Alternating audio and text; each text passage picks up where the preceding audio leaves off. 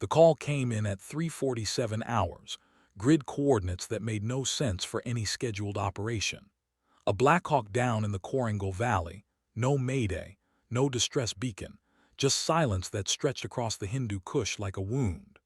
The quick reaction force scrambled within minutes, Apache gunships spinning up on the tarmac, while intelligence officers stared at satellite feeds that showed nothing but static. The helicopter had vanished from radar 17 minutes earlier, during what should have been a routine medical evacuation from a forward operating base. Now there was only darkness and the kind of quiet that made veterans check their ammunition twice. Major Elias Cartwright stood in the operations center, his jaw tight as he studied the thermal imaging. The terrain was brutal sheer cliffs, narrow valleys where the wind could flip a helicopter like a coin.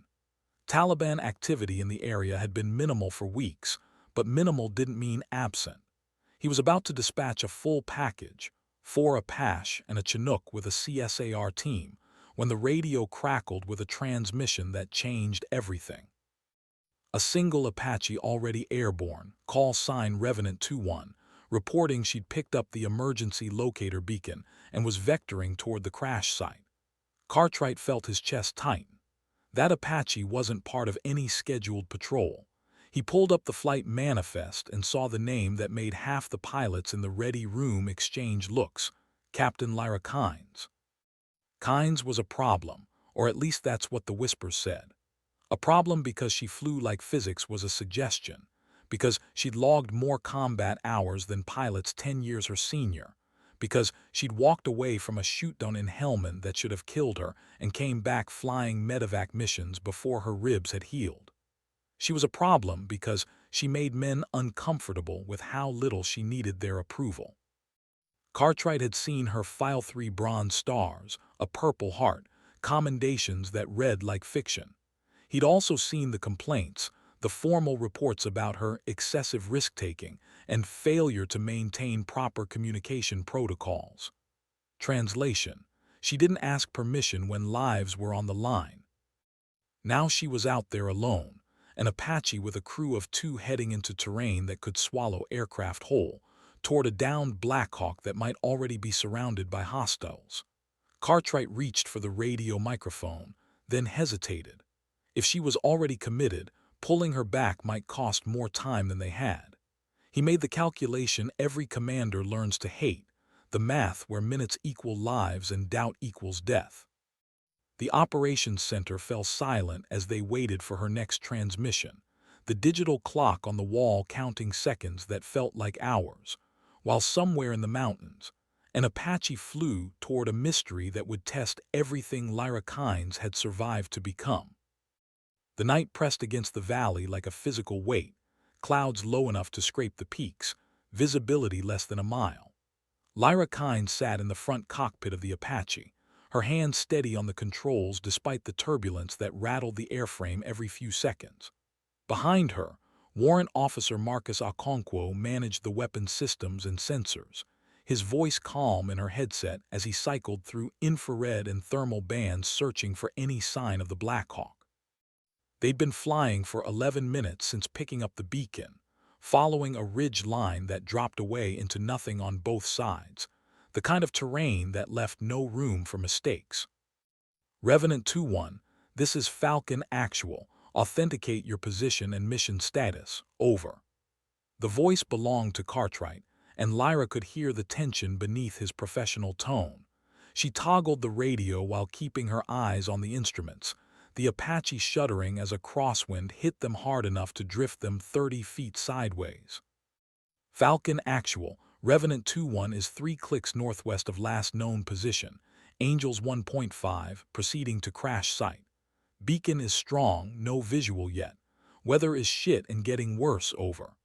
She kept her voice flat, matter of fact, the way that made some officers respect her and others file complaints about her lack of military courtesy.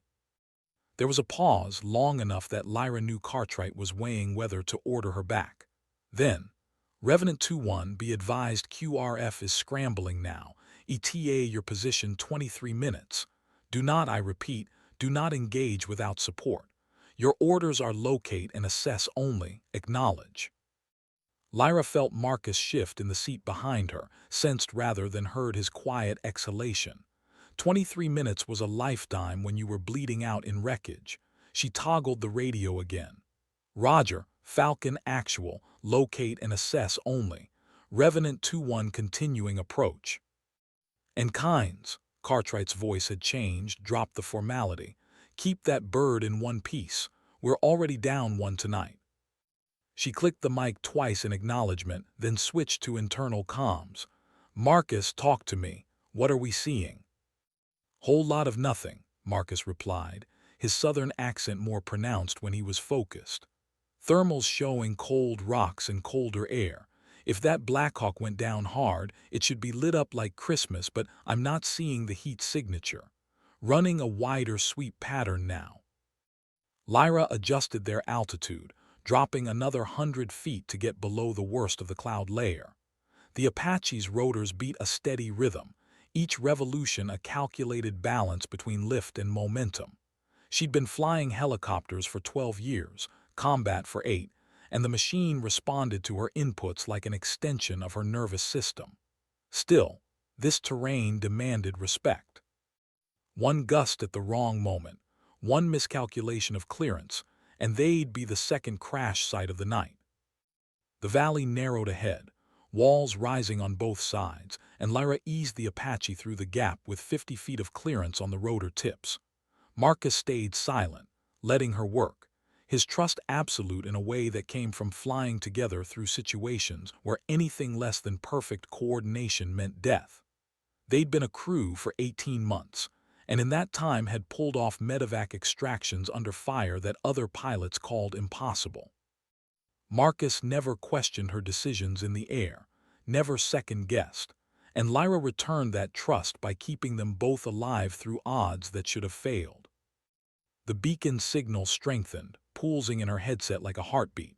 They were close now, maybe 2 clicks out, but the thermal imaging still showed nothing unusual. Lyra felt the first whisper of wrongness, the combat pilot's instinct that separates survivors from statistics. Something about this didn't track. A Blackhawk didn't just vanish from radar without a reason, didn't crash without leaving evidence. The Apache climbed suddenly, a violent updraft from the valley walls hitting them hard. Lyra compensated instantly, but she felt something else, a vibration in the controls that hadn't been there before, subtle but wrong. She checked her instruments, watched the needles that told the story of an aircraft's health. Oil pressure dropping, rotor RPM fluctuating. Nothing critical yet, but trending wrong. Marcus caught it too. Lyra, we've got a leak. Port side looks like hydraulic fluid, pressure's down 8%. She processed the information with the cold clarity that emergency situations demanded. 8% wasn't catastrophic, but it was trending. In this terrain, with weather degrading and fuel burning, every variable mattered. She could turn back now, preserve the aircraft, wait for the QRF. Or she could push forward, accept the risk, find whatever was waiting at those coordinates. The decision took less than 3 seconds. How long until it's critical? If it stabilizes, maybe 30 minutes. If it doesn't, half that. Lyra checked their fuel state, calculated time and distance in her head with the precision that came from 10,000 hours of flight time. We proceed. Mark our position and flight path for the QRF. If this thing gets worse, I want them to know exactly where to find us. She felt Marcus's acknowledgement through the aircraft systems, his fingers already working the communications suite, leaving a digital trail in case. This turned into the kind of night where trails mattered. The Apache pushed deeper into the valley, following the beacon's pulse, and Lyra Kynes flew toward whatever waited in the darkness with the kind of focused calm that made other pilots shake their heads in either admiration or disbelief. The infrared suddenly bloomed white-hot, and Marcus's voice cut through her concentration. Contact, 2 o'clock low, approximately 800 meters. That's our Blackhawk and Lyra. Something's wrong with the signature. She banked right, bringing the Apache around to get a better angle, and saw what Marcus meant. The heat signature was all wrong for a crash.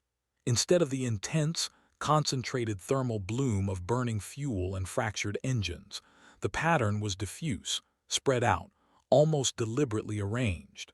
Like someone had tried to make it look like a crash but didn't quite understand the physics.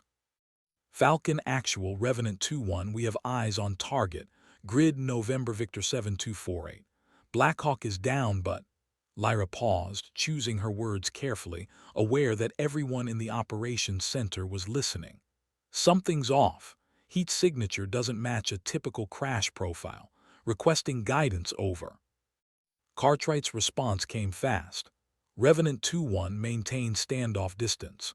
Do not, I repeat, do not approach until QRF arrives. Could be a trap. But even as he spoke, Lyra saw movement on the thermal display. Human shapes, two of them, moving away from the wreckage in a pattern that spoke of urgency bordering on panic. Survivors, running, and from the way they moved, injured. She checked the time. QRF was still 19 minutes out. In 19 minutes, those survivors could be caught by whoever or whatever had brought down their helicopter. The Apache's hydraulic pressure dropped another 2%. The rotor vibration increased slightly, a sensation most pilots wouldn't even notice, but Lyra felt through her bones.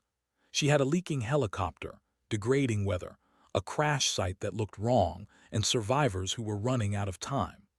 The calculus of combat command compressed into a single choice, and every second she hesitated was a second those people on the ground didn't have. Revenant 2-1, Falcon Actual, confirm you are maintaining standoff. Acknowledge. Lyra toggled the radio but didn't key the mic. Instead, she spoke to Marcus on internal comms. Your call. We can wait for backup, let this bird get worse. Hope those people make it 19 more minutes, or we can do what we do. Marcus was quiet for exactly 2 seconds. Then, ain't come this far to watch people die on a timer. Light it up. Lyra pushed the cyclic forward, and the Apache dove toward the valley floor like a predator that had finally spotted its prey. In the operations center, Cartwright watched his display and felt his stomach drop as Revenant 2-1's altitude indicator began dropping rapidly. He reached for the radio, but before he could speak, Lyra's voice came through, calm as stone. Falcon Actual, Revenant 2-1 is engaging rescue operation. Those survivors aren't waiting 19 minutes. Neither are we. The valley floor rose up fast, rock formations becoming distinct shapes instead of shadows, and Lyra pulled the Apache into a hover 50 meters from the Blackhawk wreckage. Up close, her suspicions confirmed into certainty. The helicopter was down, but it hadn't crashed. It had been forced down, maybe by mechanical failure, maybe by something worse. The rotors were bent but not shattered, the fuselage damaged but intact, and the survivors were running because someone was hunting them. Marcus's sensors painted the picture before Lyra's eyes could. I've got armed personnel North Ridge approximately 400 meters. Count 5. No, 7 hostiles moving towards survivor position. They're going to intercept in less than 3 minutes. Lyra's hands moved across the weapons panel, the muscle memory of 1,000 engagements bringing systems online without conscious thought. The Apache's 30 chain gun swiveled, hydraulics whining. Target priority. Lead elements first. They're faster, better armed. Probably the hunter element. Marcus's voice had shifted into the clipped efficiency of combat operations. Got good separation from survivors, clear engagement window. Revenant 2-1, Falcon Actual, you are not cleared for engagement, I repeat, not cleared. Hostiles may have MA and PADs. Your aircraft is compromised. Break off immediately. Lyra didn't respond to Cartwright. She was already committed, already calculating angles and exposures, the combat geometry that meant the difference between mission success and disaster. The hydraulic pressure dropped another 3%, and she felt the Apache's response lag slightly when she adjusted position. Time was running in multiple directions, now fuel burning, hydraulics failing, hostiles closing, QRF approaching, survivors running, every variable bleeding into red. She toggled internal comms. Marcus, I'm going to put us between the survivors and those hostiles. When I call it, You put 30 rounds right into their advancement line. Make them think twice about continuing. Copy, but Lyra, if they've got anti-aircraft, we're a sitting duck. Then we don't sit. Mark the survivors, I'll get us between them and trouble, you make trouble move backward. She didn't add what they both knew, that a leaking Apache at low altitude in a narrow valley was about as vulnerable as an aircraft could be while still flying. But vulnerability had never stopped her before, and it wouldn't tonight. The Apache surged forward, skimming the valley floor at 40 feet, rotors churning air into chaos. Lyra's eyes moved constantly instruments, terrain, threat indicators, the digital display showing hostile movement. She'd done this dance before, in Helmand, in Kandahar, in places whose names were classified and whose memories still woke her some nights. The hostiles saw them, scattered but not fast enough. Marcus's targeting laser painted the lead elements, and when Lyra gave the word, the 30 chain gun spoke with a voice like tearing metal. Tracers arced through the darkness, impact flashes blooming against rock and dirt. The hostile advancement stopped, then reversed, fighters diving for cover as the Apache demonstrated why ground forces feared it more than any other aircraft in the arsenal. Survivors are moving, heading for an outcrop at your 10 o'clock, Marcus reported. Good cover there, we can hold position until QRF arrives. But the hydraulic pressure disagreed. It dropped to 72%, and the Apache's response became noticeably sluggish. Lyra compensated, but she was fighting the aircraft now, persuading instead of commanding. How long until we're critical? 10 minutes, maybe 12. After that, we're making an unplanned landing somewhere we probably don't want to be. Lyra checked fuel. They had 23 minutes until tanks ran dry, math that didn't add up favorably. Falcon actual, Revenant 2-1, we have mechanical failure progressing. Current estimate 8 to 10 minutes until we're non-operational. Hostiles have broken contact, but they're not gone. Survivors are mobile but won't last without immediate extraction. Cartwright's voice had gone beyond tension into something harder. Revenant 2-1, QRF is 11 minutes out. Can you maintain position?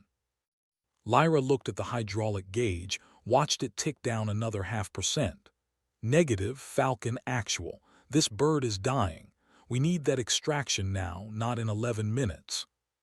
Silence on the radio, the kind that meant impossible decisions were being made by people who would never have to live with the consequences personally. Lyra didn't wait for orders that might never come. She keyed internal comms. Marcus, I'm setting us down near those survivors. We're not flying out of here, so we might as well be useful on the ground. Copy that, ground party it is. I'll prep the M4s.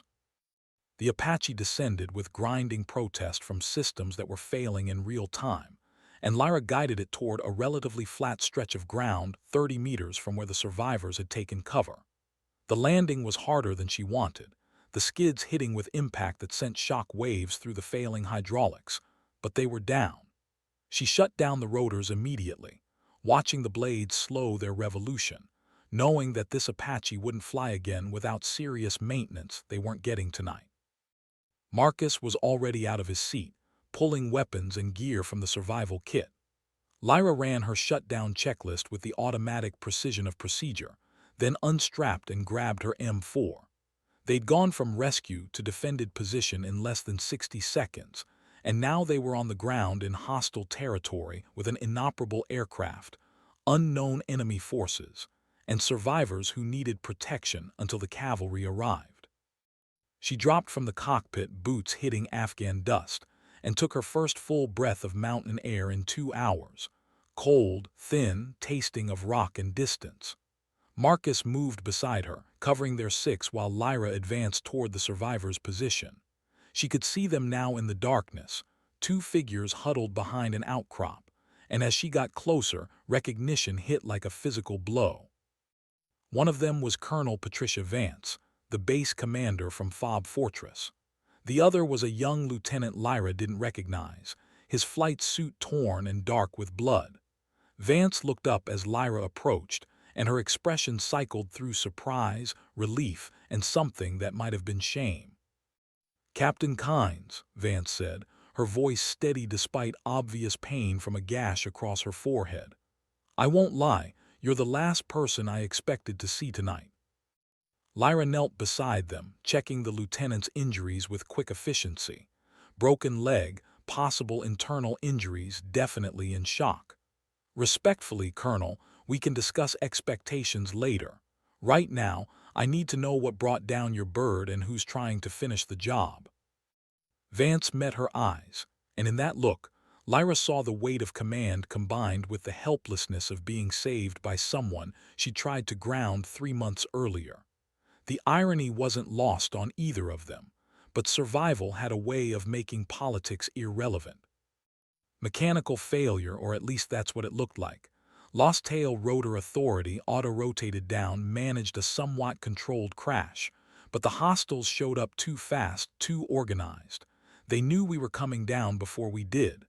Vance paused, grimacing as she shifted position. "Kynes, this whole thing feels wrong. Coordinated." Marcus's voice cut through before Lyra could respond. "Movement, North Ridge again. They're regrouping. Count 9 now, maybe more in the rocks."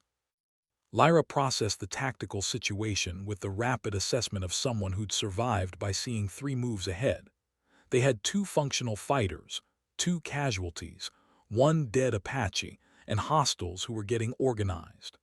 The QRF was maybe 9 minutes out now, but 9 minutes was plenty of time for things to go catastrophically wrong. She pulled out her radio. "Falcon actual, Revenant 2-1 is on the ground, aircraft is non-operational. We have Colonel Vance and 1 wounded lieutenant. Hostiles are regrouping for another push. We need that QRF with serious prejudice, how copy?" Cartwright's response was immediate, his voice tight with an edge Lyra had never heard before. "Roger, Revenant 2-1, QRF is pushing maximum speed. ETA 8 minutes. Apache are going weapons hot.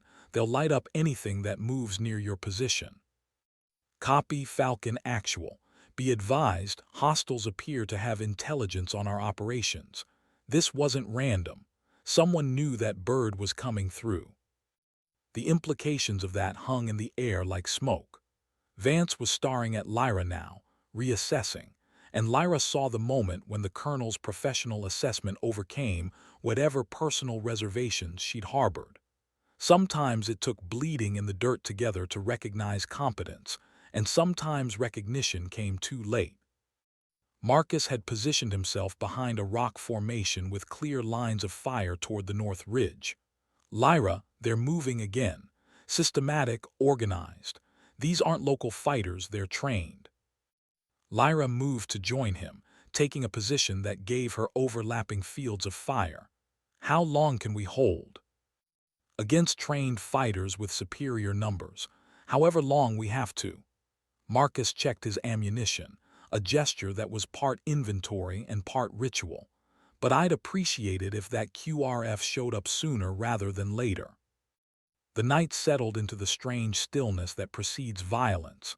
A silence so complete Lyra could hear her own heartbeat, could hear Vance's labored breathing behind her, could hear the distant sound of rotor blades that might be help or might be too late.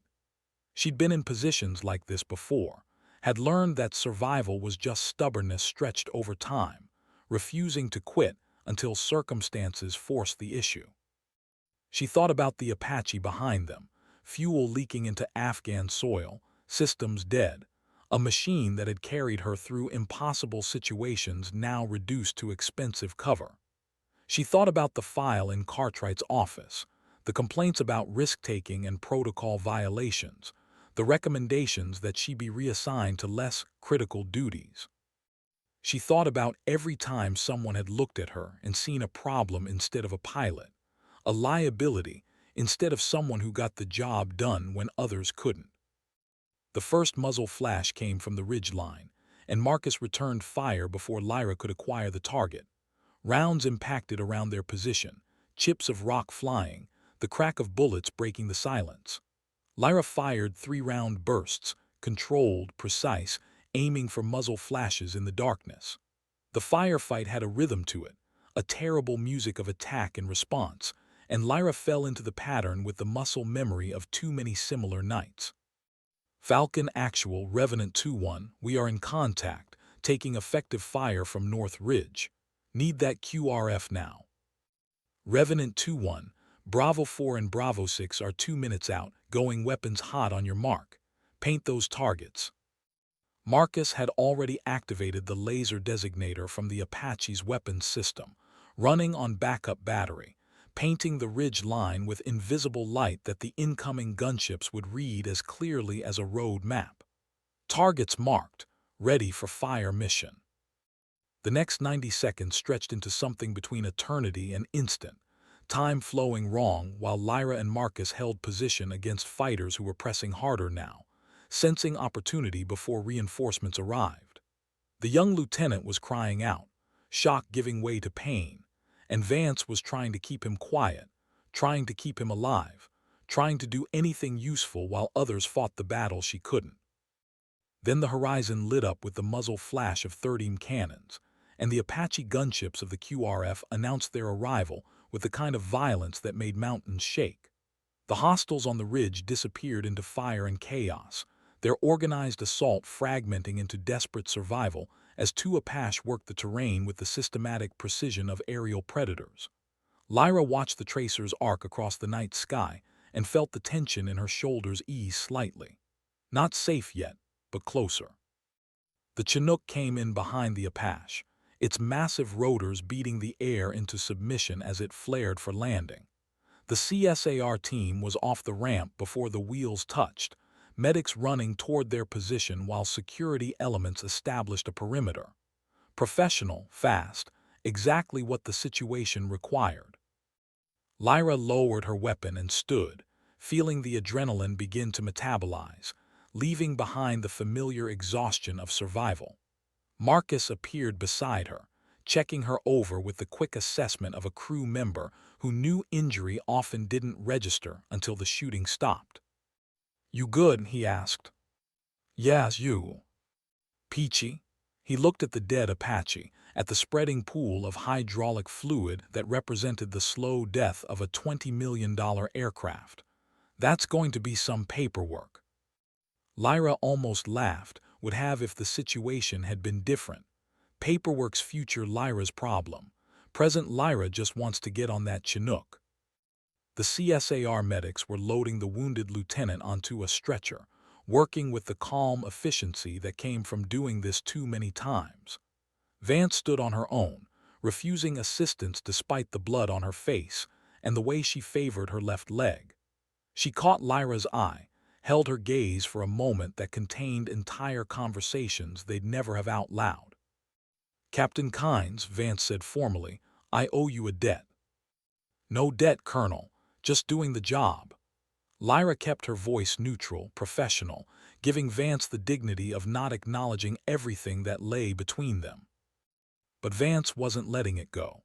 The job you were told not to do, the approach you were ordered not to make, the risk you were specifically directed to avoid. She paused, and something in her expression shifted. "The reason I tried to have you reassigned, because I thought you were reckless. I was wrong.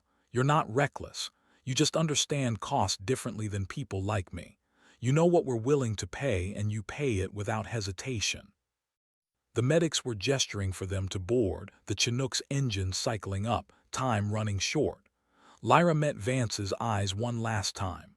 "Respectfully, Colonel, I think we both just paid. Maybe that evens the books." They loaded onto the Chinook, the ramp closing behind them, and the helicopter lifted into the darkness with the groaning protest of a machine pushed to its limits. Through the window, Lyra watched her Apache shrink into the landscape, a broken machine that had gotten them to where they needed to be and died doing it. Like so many machines in this war. Like too many people.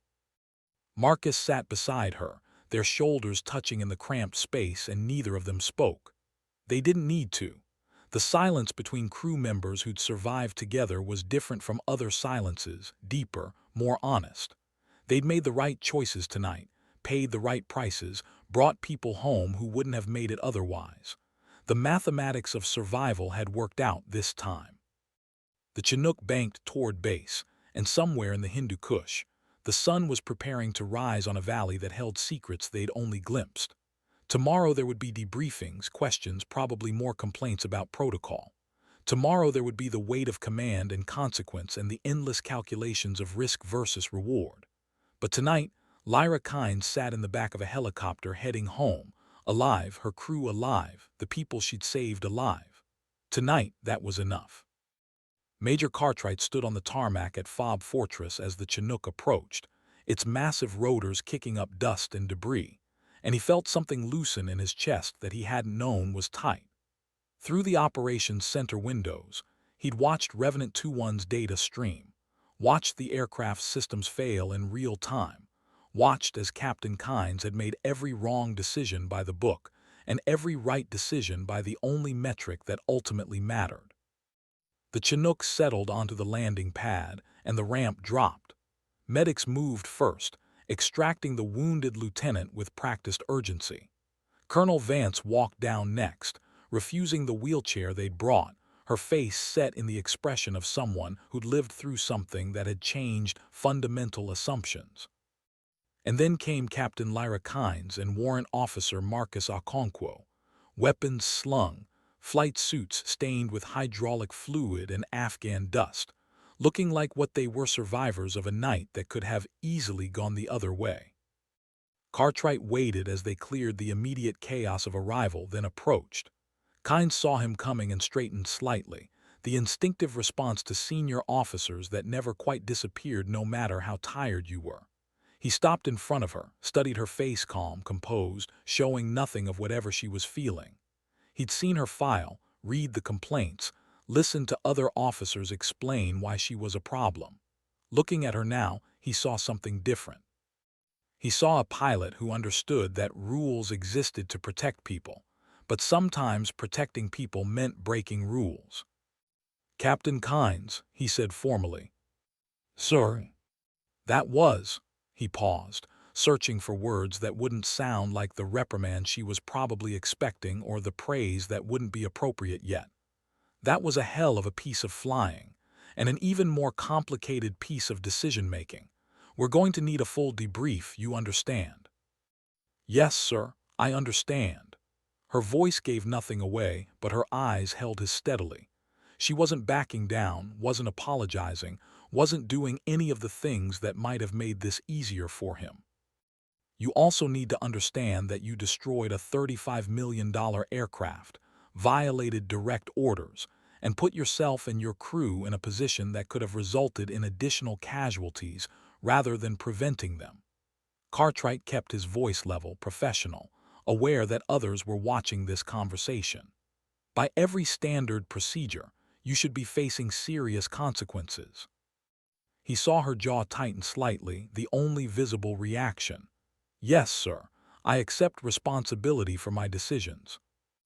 "Good, because those decisions also saved Colonel Vance's life, saved Lieutenant Morrison's life, and prevented what could have been a catastrophic intelligence breach if hostiles had captured our base commander." Cartwright let that hang for a moment. "So we're going to have a very interesting conversation about how to write reports that acknowledge both those facts. But that's a conversation for after you've slept and after medical has cleared you." "Dismissed, Captain." Kynes saluted, crisp despite exhaustion, and turned to go, but Cartwright stopped her with a word. "Kynes." She looked back. "I read your file, all of it. Every complaint, every commendation. I couldn't figure out why someone with your record kept ending up in controversy." He paused, making sure she understood he was speaking not as her commanding officer but as one pilot to another. "Now I get it. You make people uncomfortable because you're better at this than they are, and you won't pretend otherwise. That's not going to make your career easier. But after tonight, anyone who questions your judgment is going to have to answer to me first." Something flickered across her face then, not relief exactly, but recognition. "Thank you, sir." She walked away toward the barracks, Marcus falling in beside her, and Cartwright watched them go. In the operations center, someone would already be starting the paperwork, the endless documentation of a night that had started with a mystery and ended with salvaged lives and destroyed equipment. The calculus of military operations, where success and failure often looked identical from certain angles. He turned back toward the command post, where Colonel Vance was waiting for him, her face bandaged, her expression somewhere between gratitude and fury at having needed to be saved. This conversation was going to be even more complicated than the one with Kynes, because Vance would have to reconcile her assessment of a pilot she tried to reassign with the reality of that pilot risking everything to pull her from the fire. But as Cartwright crossed the tarmac, he found himself thinking about the young pilots in the ready room, the ones who watched Kynes with a mixture of admiration and unease. After tonight, that equation would shift. After tonight, they'd understand that reputation meant less than results, and that the pilots who survived weren't always the ones who followed every rule. They were the ones who understood which rules protected lives and which ones just protected careers. The sun was rising now over the Hindu Kush, light spilling across peaks that had watched empires rise and fall, that held the wreckage of countless aircraft and the bones of too many warriors who'd learned that mountains cared nothing for ambition. Somewhere in those peaks, a dead Apache was leaking its lifeblood into the soil, a machine that had carried its crew to where they needed to be and died doing it. A good death, as far as machines could have such things. Lyra Kynes lay in her bunk and stared at the ceiling, too tired to sleep, adrenaline still metabolizing in waves that made her hands shake slightly when she tried to hold them still. Marcus was in the next bunk, and from his breathing, she knew he wasn't sleeping either. They lay in the darkness, separate but connected by the shared experience of a night that would become part of their accumulated weight of memory. "You think they'll ground us?" Marcus asked quietly. "Probably for a while, until the investigation clears and the paperwork settles." Lyra kept her voice low, aware of other pilots sleeping around them. "But Cartwright's not going to hang us out. He's too smart for that. Vance might push for it anyway. Can't be comfortable, owing your life to someone you tried to get rid of." Lyra thought about the colonel's eyes in that moment on the ground, the recognition and reassessment happening in real time. She won't. She might want to, but she won't. Because she's not stupid, and she knows that politics matter less than performance when people are dying. Marcus was quiet for a moment. "You ever think about getting out?"